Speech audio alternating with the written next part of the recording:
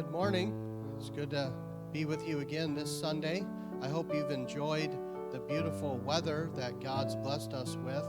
It's felt really good, and hopefully you've been able to get outside a little bit. I think we all need some outside time during these days. Well, I want to just share with you at the beginning of our time another missionary letter that came this past week from New Beginnings Pregnancy Care Center. It just reads, "We are so grateful to everyone who has given to New Beginnings. The first 3 months of 2020, we experienced blessings and an ever-evolving plan to continue to serve families in our communities safely. We were able to come alongside 58 individuals and their families, 22 of which were new to our ministry. We provided 217 services, some which included 68 boutique and used clothing visits, 37 earned while you learn and bright course classes, 8 pregnancy tests, and 4 ultrasounds. Staff and volunteers also served at several events throughout these few months. We spoke at a Sanctity of Human Life events and church services, held our first annual jigsaw puzzle competition, and had a team that participated in the Pond Hockey Championship. We handed out Valentines and information at ICC at our annual Valentine's event, where we served food at a booth during that time. So just a little update from another missionary that we support, organization from New Beginnings Pregnancy Center. And as letters come in, I will try to update you each week as we get them. Just one update about the Danielsons. Maybe some of you have already heard this, but they have left Haiti because of the coronavirus, and I think soon, if not already, back in Minnesota, and not sure when they'll be heading back there to Haiti. So we certainly want to continue to remember the Danielsons in our prayers. Well, I'm going to invite the girls to come once again this week and lead us in some songs of worship.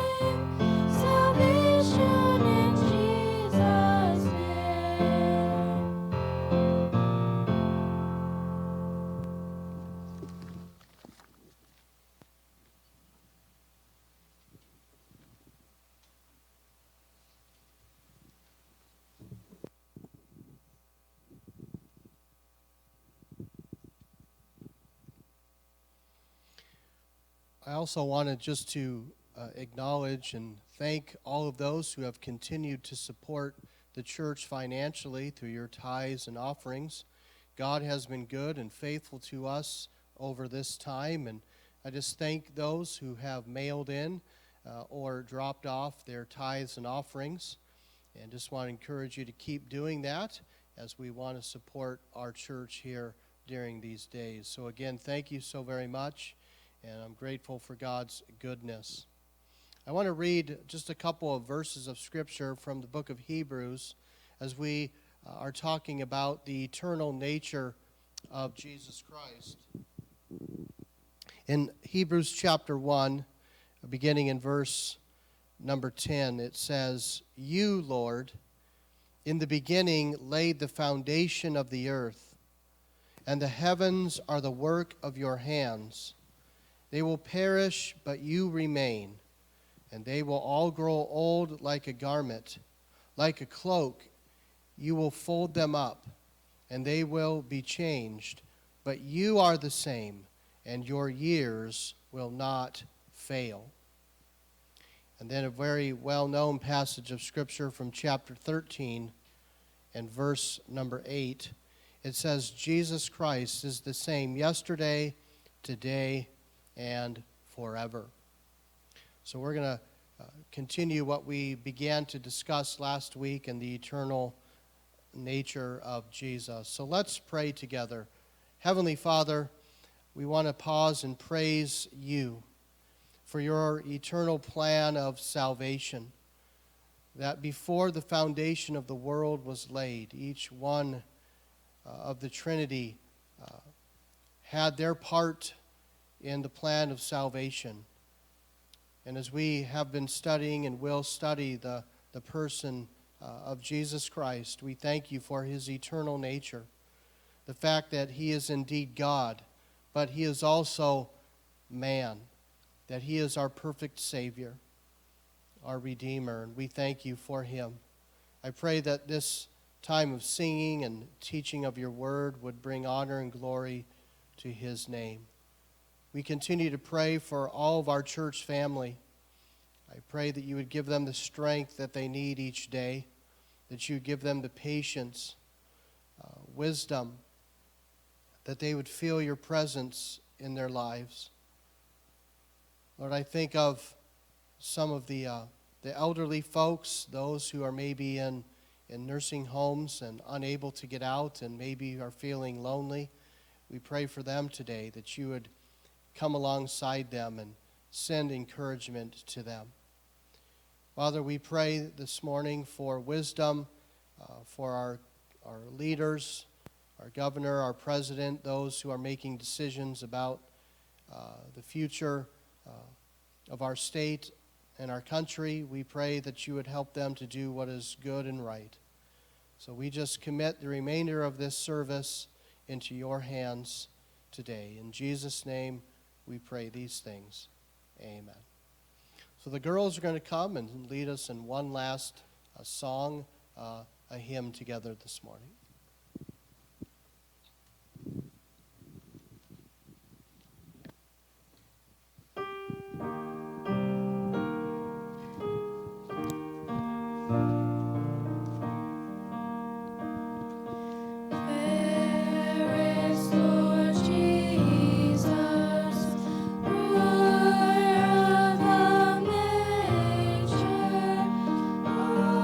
Of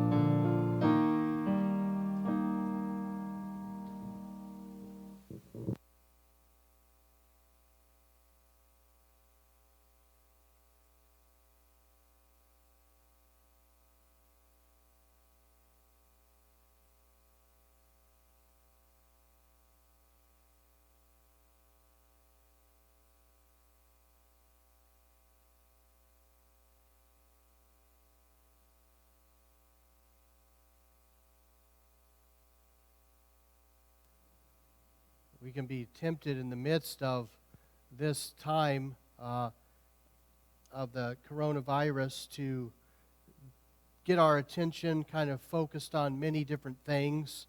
But I think for the Christian, we need to make sure that our attention is fixed on Jesus. Colossians tells us to set our mind on things above and not on things of the earth. And again, the writer of Hebrews chapter 12 talks about fixing our eyes on Jesus. And it's easy to get our eyes fixed on other things. And so, as we continue to talk about this morning the eternal nature of our Lord and Savior, Jesus Christ, the excellencies of our great God and Savior, Jesus Christ. Last week we sort of took a time travel backwards from the birth of Jesus back to eternity past and looked at the pre-existent nature of Jesus Christ. And we want to pick up similar theme here this morning. Just a couple thoughts I want to draw our attention to this morning, and that is Christ's eternal nature and His deity. Now, we could spend a number of messages just alone if we were going to expand out these themes, but I'll try to keep it going here this morning. I just want to begin by reading a little section out of an article entitled "A Heart for God." Just listen closely to what the author says in relationship to the eternal nature of Jesus Christ.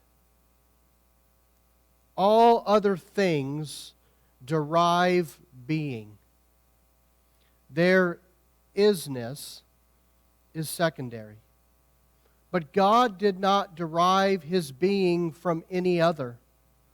His isness is underived, original, eternal. He was and is to come, the eternal I Am. Rather than concealing His identity, this name reveals the deepest mystery of His being and rocks our minds with the discovery that we cannot begin to fathom the mind and life of our eternal God.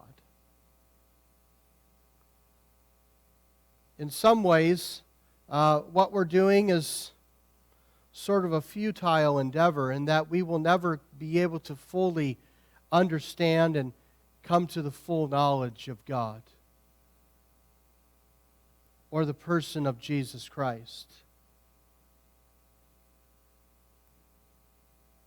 And so let's consider in this systematic study Christ's eternality. First of all, let's consider just a definition of eternal. Very simple definition, but profound thought. Eternality is defined as that Christ existed always and eternally. It says that Christ existed always. That means that at all times and forever, Jesus has existed. And the word eternal means infinite in duration. Whether that is going back in time or looking forward to future time, Jesus has always existed at all times and forever and is infinite in duration. That the Son of God has always existed with the Spirit and the Father and the Son, co-eternal, co-equal in existence. That's the definition. Now let's consider the demonstration of Jesus' eternality. Some of this is sort of saying the same thing, maybe in a little different way than what we discussed last week. So we'll go through this a little quicker. First of all, his eternal nature. That the Word of God teaches us that Jesus' nature, who he inherently is he is eternal. It is a part of his makeup, of his being. And so we read earlier from the book of Hebrews. I want to just read chapter 1 and verse number 3. It says this, who being the brightness of his glory and the express image of his person, and upholding all things by the word of his power, when he had by himself purged our sins, sat down at the right hand of the Majesty on high. And then there's that well-known scripture that we've referred to on a numerous occasions and probably will continue to do so. John chapter 1, verse 1, again, very clear verse. In the beginning was the Word, and the Word was with God, and the Word was God. Of course, in the context of John's discussion, the Word, Logos, is a reference to the second person of the Trinity, the Son of God. You see, deity includes eternality. It includes the idea of always being at all times and forever and having infinite duration. So that it is demonstrated through his eternal nature. Secondly, through his eternal existence. Again, I know these are similar thoughts. But in the Old Testament, when the prophets were anticipating the coming Messiah, there was this element in their writings and in their ideas that Messiah would be an eternal person. Of course, in Isaiah chapter 9 and verse 6, where Isaiah lists for us those great names that we think about at Christmas time, there he's referred to as Mighty God and the Eternal Father in reference to the Son of God. Micah chapter 5 and verse 2, when Micah was predicting where Messiah would be born, it has this phrase in there that he would be from days of eternity. This is just a sampling of scriptures, of course, that we could turn to. So the demonstration of his eternality is evidenced in his eternal nature, as revealed in the Word of God, his eternal existence, and thirdly, his eternal claims. We'll just give one as an illustration. But in John 8:58, Jesus said, before Abraham was, I am. It was a clear assertion of Christ's continuous, thus eternal existence. He said on another occasion, it may be John chapter 10, where Jesus said, I and my Father are one. Again, a claim of deity, therefore being eternal. And so as we conduct this study about our great God and Savior, Jesus Christ, and as we consider his preexistence and his eternity, thirdly, his deity. His deity. I just want to read from a great theologian, Charles Hodge, in his book on systematic theology. he has this paragraph that defines for us this idea of the divinity or the deity of Jesus Christ. I want to read this for us this morning because I think it gives us a complete and full understanding of the deity of our great God and Savior, Jesus Christ. He writes, "All divine names and titles are applied to him. He is called God, the mighty God, the great God, the God over all, Jehovah Lord, the Lord of lords and King of kings. All divine attributes are ascribed to him. He is declared to be omnipresent, omniscient, almighty, and immutable, the same yesterday, today, and forever. He is set forth as the creator and upholder and ruler of the universe. All things were created by him and for him, and by him all things consist. He is the object of worship to all intelligent creatures, even the highest. All the angels are commanded to prostrate themselves before him. He is the object of all the religious sentiments of reverence, love, faith, and devotion. To him, men and angels are responsible for their character and conduct.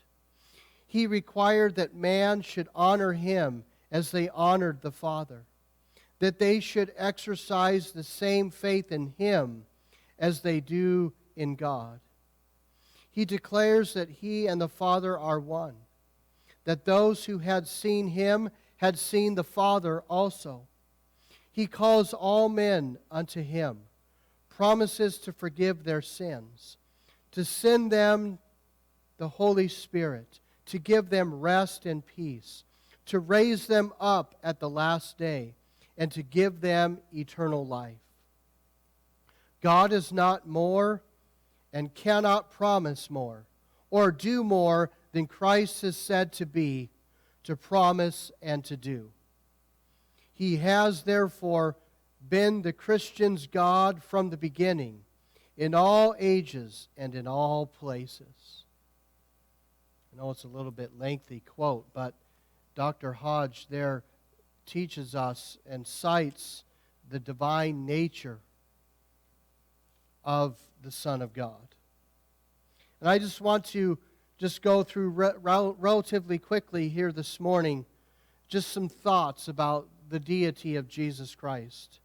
First of all, there are Christ's assertions, his assertions. In other words, in the New Testament, there are scripture verses where Jesus is asserted to be divine. In John chapter 10, I'm just going to be giving you a sampling. I have many others that I could read, but for time's sake. John 10, verse 30, Jesus said, "I and my Father are one." Verse 33 of the same chapter, he said, the Jews answered him, saying, "For a good work we do not stone you, but for blasphemy, and because you, being a man, make yourself God." John 14 and verse number 9, just one other illustration. "Have I been with you so long, and yet you have not known me, Philip? He who has seen me has seen the Father. So how can you say, 'Show us the Father'?" He goes on to say in verse 10, "Do you not believe that I am in the Father and the Father in me? The words that I speak to you, I do not speak on my own authority, but the Father who dwells in me does the works. Believe me that I am in the Father and the Father in me, or else believe me for the sake of the works themselves." And so there is this assertion that Jesus makes of oneness with God the Father.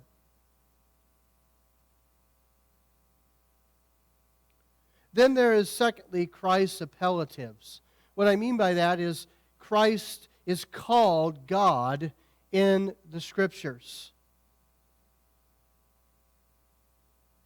We read John 1:1. There's other passages of Scripture. Titus 2:13, sort of the theme of this entire series. Paul writes unto that Jesus Christ is our great God and Savior, Jesus Christ. Colossians 2:9, Paul teaches us that in Him all the fullness of God dwells in bodily form.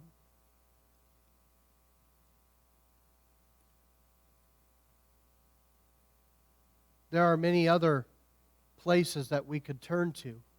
If you were to look in your cross-reference section in your Bible or go to a concordance, you could look up all the other scriptures where Christ is called God. Even in the Old Testament, in those prophetic scriptures, He is referred to as God. So in the assertions of Christ that He made, in the fact that Christ is called God, but thirdly, in His attributes. In the attributes of the Son of God, we see the divine nature of Jesus Christ. I can just list these for time's sake. But again, His omnipotence means He is all-powerful.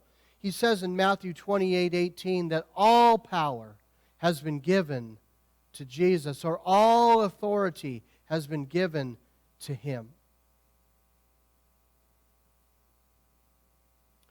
His omniscience, meaning that He knows all things.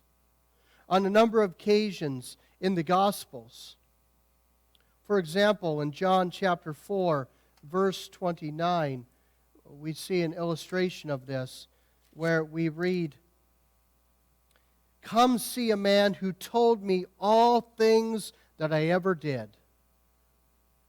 That's the woman at the well, the Samaritan woman at the well.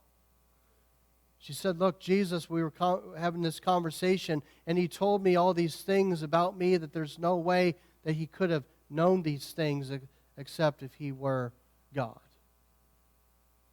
On numerous occasions in the Gospels, it says that He did not entrust Himself to man because He knew what was in the heart of man. And then His omnipresence. This one might seem confusing to us because in the Gospels, where Jesus was is where He was. You see, in His humanity, Jesus can only be in one place, but in His deity, He can be in all places. You remember, He said on one occasion, in Matthew 18:20, I believe it is, He says that in the midst of two or three, there I am with you. Or in Matthew 28, verse 20, He made the statement that, "Lo, I am with you always, even to the ends of the earth." It speaks about the immutability of Jesus Christ. The fact that He is unchangeable and unchanging through time. We read this earlier in Hebrews 13:8 when Jesus said, it's written of Jesus that He is the same yesterday, today, and forever. And then I think of His holiness. In Luke 1:35, it speaks of the Holy One who would be born unto Mary.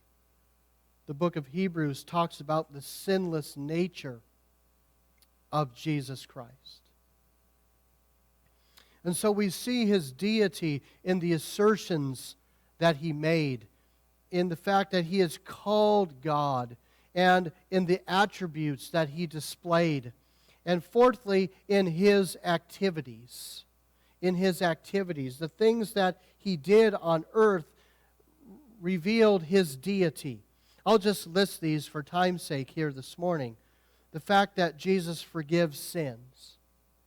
That He would often forgive someone of their sins. And the Pharisees often accused Jesus of blasphemy because of this, realizing that only God can forgive sins.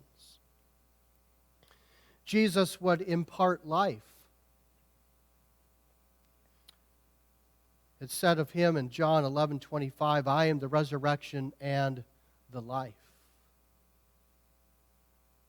We could see that he would give spiritual life, but he would give physical life to Lazarus, or raising Jairus' daughter from the dead.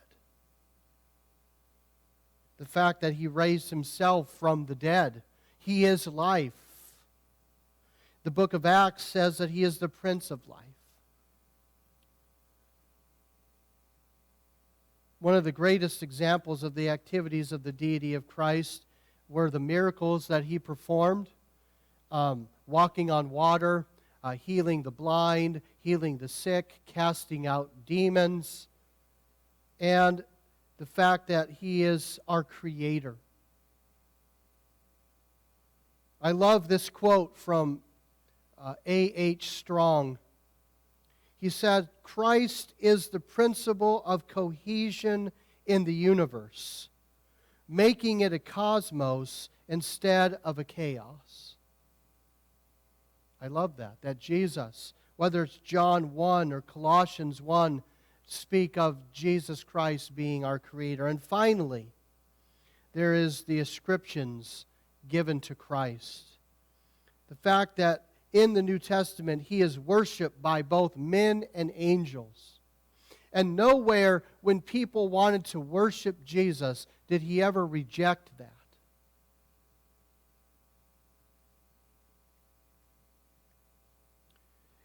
His name is coupled with other members of the Trinity in the writings of Scripture. Probably one of the most well-known ones, Matthew 28:19, where we are to baptize those in the name of the Father, the Son, and the Spirit.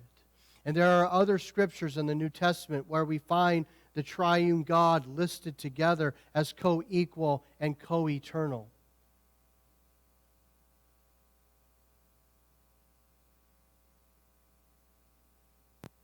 That he is of the same substance of the Father, and he possesses all the fullness of deity in bodily form. And so I've tried to lay out for you 5 arguments for the deity of Jesus Christ as they're laid out in Scripture.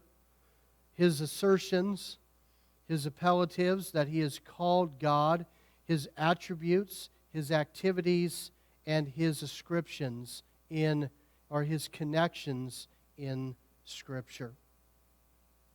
I again want to close with a poem that I found this week entitled The Sinless Savior as we begin to wrap this all up. Before the throne of God above, I have a strong and perfect plea, a great high priest whose name is love, whoever lives and pleads for me.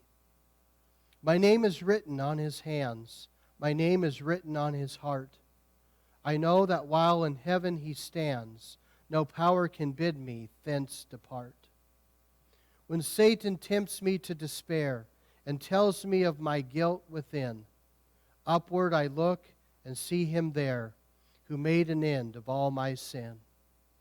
Because the sinless Savior died, my sinful soul is counted free, for God the just is satisfied to look on him and pardon me. Behold him there, the risen Lamb, my perfect spotless righteousness, the great unchangeable I am, the King of glory and of grace. One with himself I cannot die, my soul is ransomed by his blood. My life is hid with Christ on high, with Christ my Savior and my God. And so you might be wondering, well, what's the big deal that Jesus Christ is eternal, that he is divine, and he is pre-existent? What it means is that nothing is impossible with God. It means that in relationship to my sin, that Jesus is the perfect, all-sufficient Savior. That He can save me to the uttermost. Why? Because He is God. God came from heaven to this earth to give of Himself to make an atonement for my sin. He is the perfect Savior. That nothing is impossible with God in relationship to salvation. But it also means in relationship to our needs as children of God, that He is our all-sufficient provider. That no matter what we go through in this world, we can look to Jesus. And we can be confident that He will be able to do what He wills to do in our lives and what we pray about. Because He is God, because He is pre-existent, because He is eternal, and He is possesses everything, that there's nothing that we could go through. So whether it's a spiritual need that we have, or a physical or material need that we have, or an emotional and psychological need that we have, the Lord Jesus Christ possesses the ability to meet our need where we are at. So I want to encourage you today to look to Him. He's the one that we need to look to for whatever it is that we're facing in our lives today. Jesus is the all-sufficient, almighty God. He is the eternal one. And so let us today be reminded afresh to worship Him, our great God and Savior, Jesus Christ. Let's pray. Father, we thank You for the Word of God. I want to thank You for what the Bible teaches us, that we understand that we would know nothing of these realities and truths about You if the Bible did not teach them to us. And so, Lord, I pray that for those who might be discouraged and those who might be feeling overwhelmed about life today, maybe there's some great spiritual need in their life. Jesus can meet that need. Perhaps there is some temporal need here in our own lives that we need help with. Lord, we can go to Jesus because He has the ability. And the fact that in the times where things are uncertain and things are unknown, we know that Jesus is eternal, that He changes not, and that we can always depend upon Him. So we thank You again that we have an awesome and mighty Savior in the person of the Son of God, Jesus Christ. In Your name we pray. Amen. Well, I hope this was an encouragement to you this morning, and I hope that you'll have a wonderful Sunday today and be able to enjoy this day that God has given. Have a great day. Thank you.